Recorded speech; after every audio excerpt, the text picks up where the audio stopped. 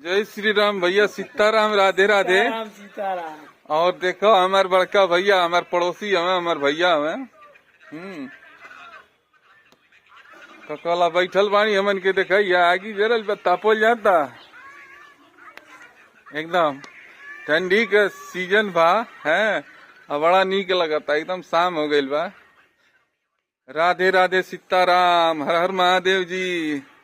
ये देसी मिजाज है, देसी है, एकदम हरा भरा। और बगीचा है, पेड़ है, वासुदेव महाराज के नीमी के पेड़ बा, सब बैठल बा, गम्मज होता। हमारे भैया कुछ कहिए, तन कुछ कहा बोला नए साल के उपलक्ष्य में। नए साल मुबारक हो।